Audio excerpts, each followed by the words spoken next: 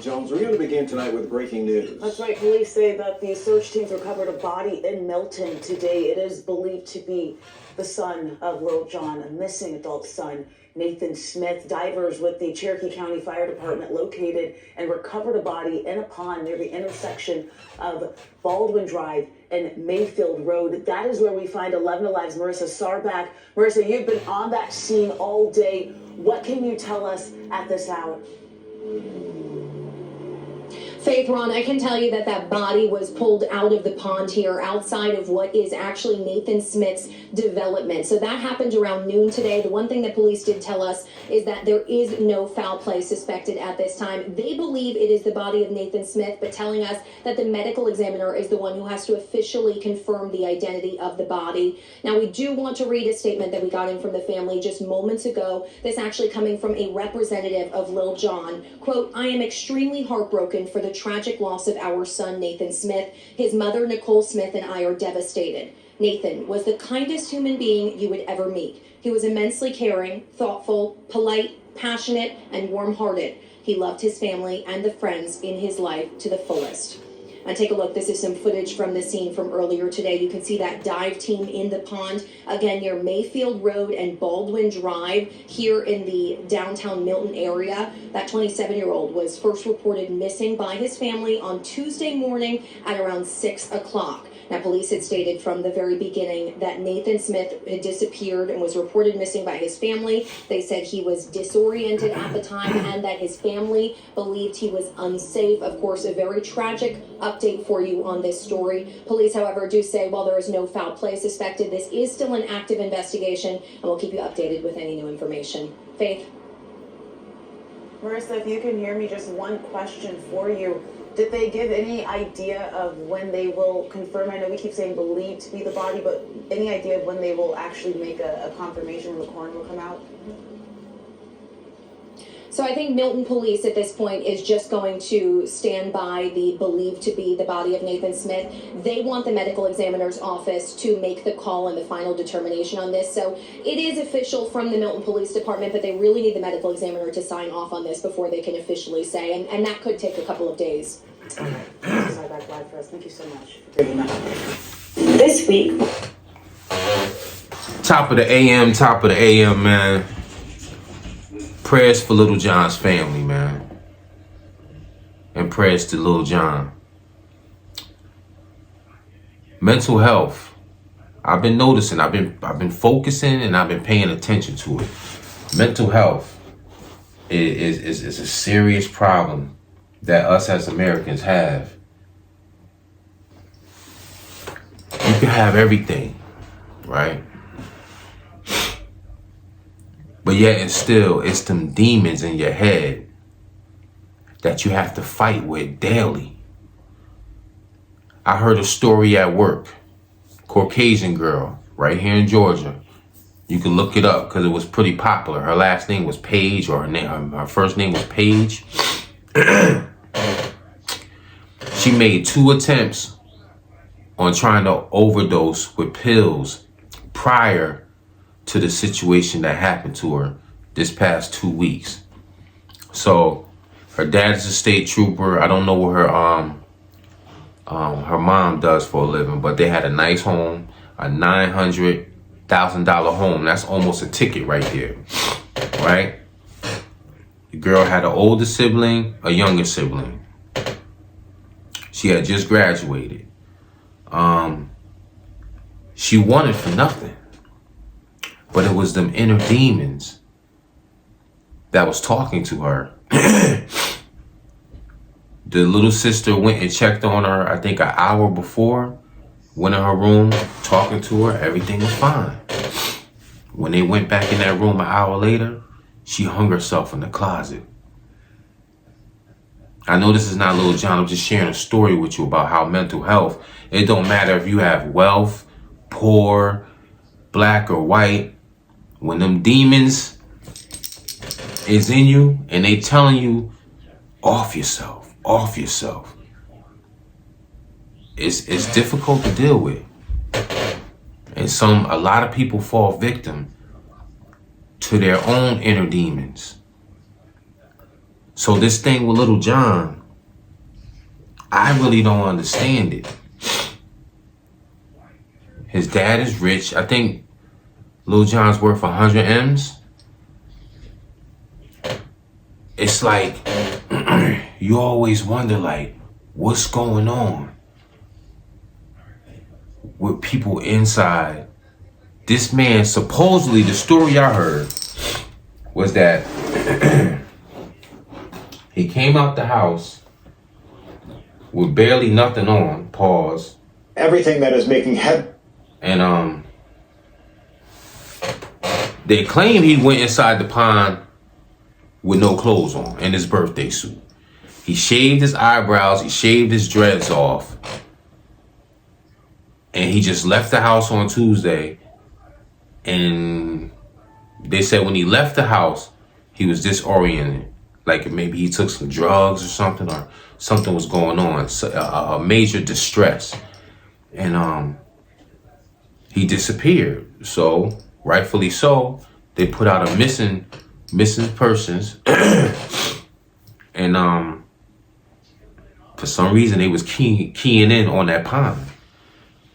And when the guy tapped his head like this in the water, they found the body. The body was confirmed to be Lil Jon's son. Now, I also heard a rumor, because I really wasn't following it like that, because my team is never in the Super Bowl, the Giants. So, I always been in my feelings. I'm rocking the Dolphins hat because it matches my sweater. You know what I'm saying? But, the rumor I thought was Lil Jon was supposed to perform like with Bad Bunny or something, or a separate performance. I don't know. But it happened right before the Super Bowl. So that was one rumor I heard. I can't put nothing on it. I can't stamp it. They claim that Lil Jon was supposed to perform at the Super Bowl as a guest appearance. I didn't hear that, but it was circulating on the internet. You know how the internet is. You can't believe everything. You gotta take it for what it is. But sometimes it makes me wonder, man, like, kids like that can have anything. Because I'm pretty sure if I'm rich, my kids is rich. So whatever they want, as long as it's responsible, oh, Dad, I want this, I want that, I'm going to get it for him. So I'm pretty sure him and his dad, from the pictures I seen, they had a good relationship. They had a real good relationship.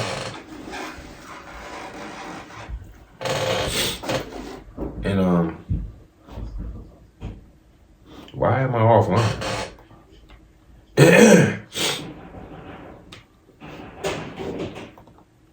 And they're acting crazy lately. But I seen the pictures. He always was hands-on with his son. I go by DJ Young Slade. I DJ, I produce, I engineer, and I'm an artist. And my dad is the king of crunk, Lil Jon. Nathan Smith, aka DJ Young Slade, son of rapper Lil Jon, has died. He was only 27 years old. The musician went missing earlier this week. Look what he did to his face, man. He was experiencing some sort of mental health crisis and calls to search for him. Before announcing on Friday, they discovered Nathan's body in a pond near his home outside of Atlanta. While an investigation is ongoing, no foul play is suspected. Soon after, Lil Jon thanked the local police department in a statement to ET, writing, "I am extremely heartbroken for the tragic loss of our son. Nathan was the kindest human being you would ever meet. He was immensely caring, thoughtful, polite, passionate, and warm-hearted. He loved his family and the friends in his life to the fullest." When we get older, we realize we should be, family is important. Lil Jon welcomed Nathan with his ex Nicole in 1998 as he was launching Atlanta's crunk scene. Lil Johnny shot boy, hey, let's get this thing crunk. E.T. talked to the father-son duo together in 2018 as Nathan worked to create his own name and his own sound while studying music at NYU.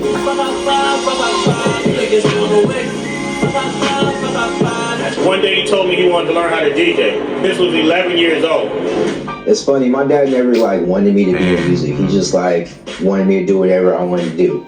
But Honestly, I wasn't good at anything else. I tried sports, and it just wasn't for me at all. And he DJ'd, and I literally shed a tear because seeing him kind of follow in my footsteps and to just see him accomplish something and to see him good at it, you know, that was like a really memory that marked in my brain. He told me to handle my responsibilities, to be a man and just live life. Nathan's journey in the recording industry documented on season 2 of MTV's Family Legacy last year. This is an original song by me. I produced it, I engineered it, I recorded myself. Crazy what you gone and did. Now I know what lonely is. Break me like some sticks and stones. Now you got me going. Dope to, you know, appreciate my dad, show respect, and just look at all the things he's done. And it's nice to like get the torch passed down. And it comes from him, but also I'm definitely taking it and making it my own.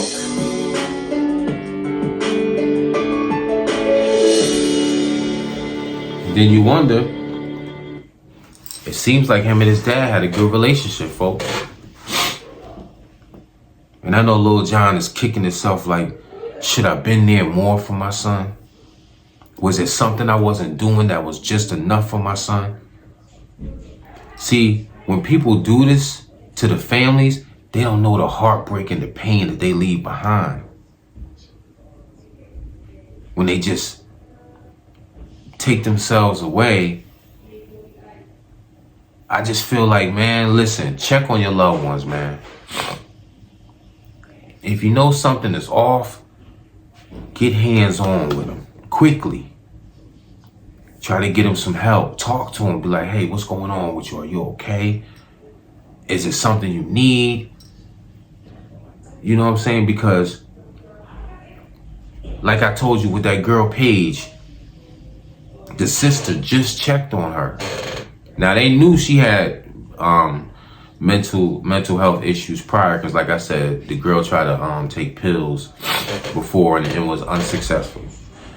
So at that point in time, when it's that bad, as bad as it might hurt you, I think you should try to put them in a facility, man. Because you can't watch them 24/7. You understand what I'm saying? The sister just went in the room an hour prior. When the dad went in the room, or the brother, I think it was the brother went in the room, she hung herself in the closet, just like that. And it was just sad, man. 19, just like Lil Jon. 27, you got the palm, you got money is there, so it ain't the money. Was your dad not?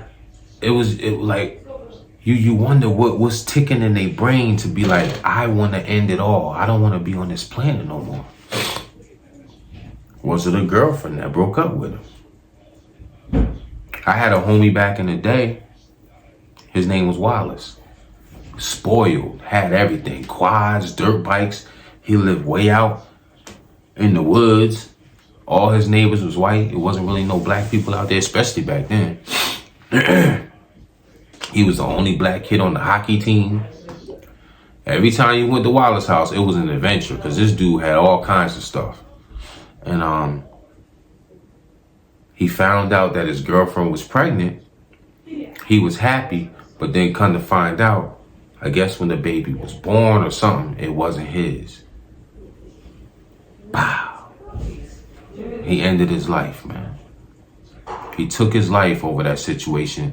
This boy was, when I say spoiled, he had no kids. Well, he was supposed to have one. He had a nice car. His parents had money. Like, they did good for being black. You know what I'm saying? And he just took his life, man. And that was way back in the 90s. Went in his room and just shot himself. I had a homie just last year. This one hit me in the chest. It was me, Chris Hill, rest in peace, and my man D. Shaw. In high school, we was like this. Like, if one fought, we holding them down. Nobody jumping in. We hung together. My man just took his life last year. Like, that hurt. I haven't spoken to D Shaw in a while, so when me and D Shaw spoke over this past summer, I was like, yo, man, how you doing? Blah, blah, blah. You know what I'm saying? Of course I'm going to ask about Chris. And I was like, yo, how's Chris Hill? And D Shaw was like, man, Chris offed himself. I said, man, get the fuck out. Like, I got mad. I was like, yo, stop playing, man. I said, see? He was like, yo, he killed himself, Jay. And I just dropped the phone for like 2 minutes, man. I could hear him saying, hello, hello, hello. Then he finally hung up. And I called him back. I was like, yo, my bad, man. That shit just hit me. I said, Chris? We all was getting the girls.